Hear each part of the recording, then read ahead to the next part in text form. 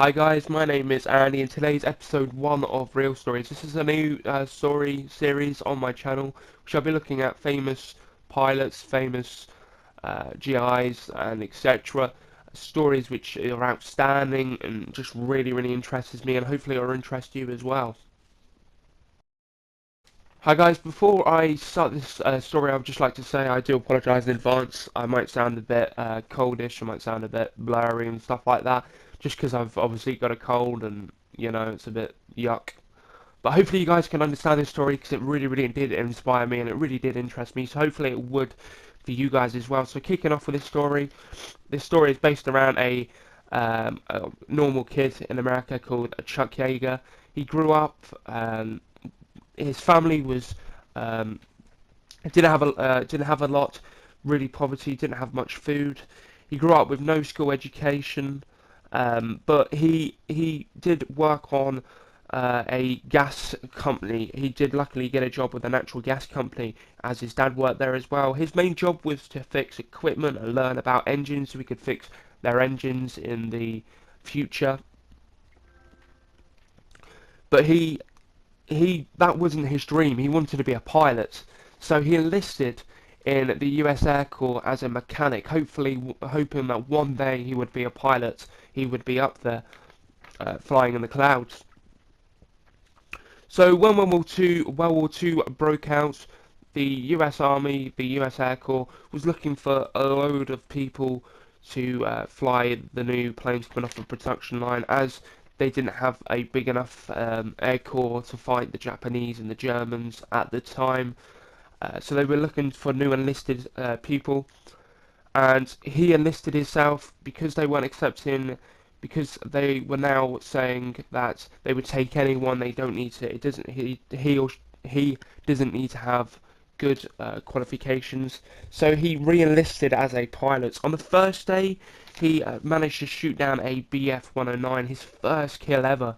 Unfortunately, the next day he did got shot down himself and landed in enemy territory by parachutes. The thing what Chuck Yeager was blessed with, he had 20/20 vision, even better than 20/20 vision. Like a plane what he saw at 10 meters, other pilots around him were struggling to see over 20 meters. So thanks to this good eyesight, he saw a German patrol coming up the road miles away. So he hid and eventually he got picked up from the French resistance. He stayed with the French resistance for a couple of weeks until he was paired up with another pilot called Pete Patterson. Him and Pete Patterson went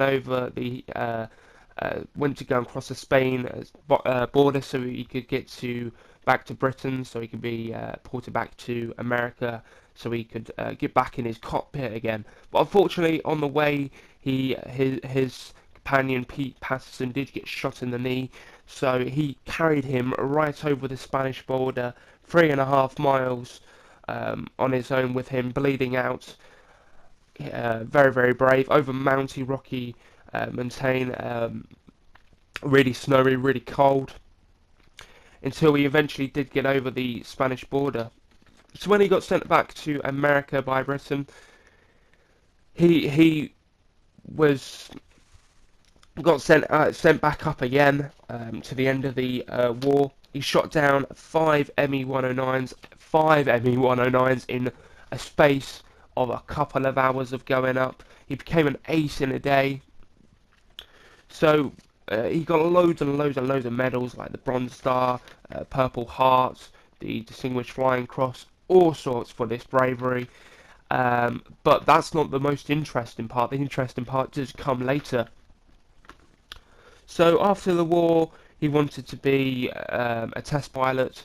Bearing in mind, test pilots back in them days in America, at least one was dying every single month, flying these new planes, these new jet-powered planes, um, all sorts of planes, new weird inventions, putting himself at great risk.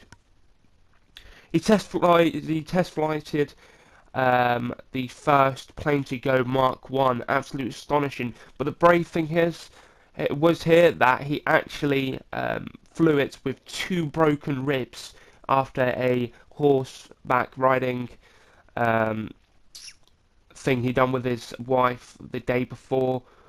He got thrown off his horse and unfortunately broke 2 ribs.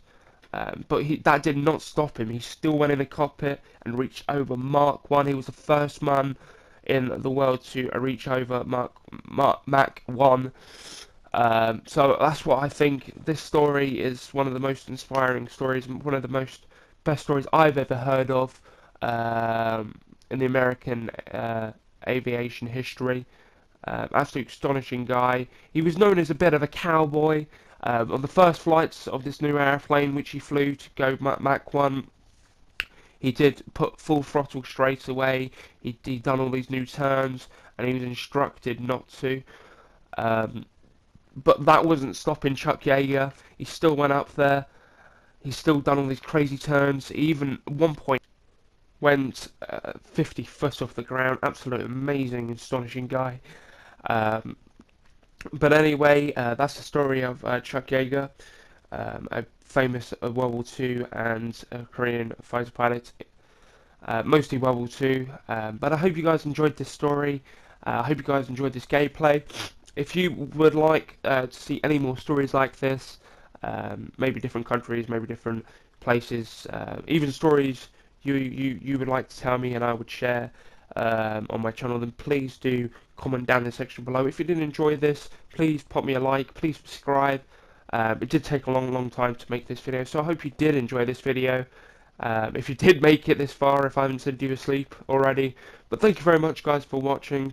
My name is Andy and I will see you on the battlefield.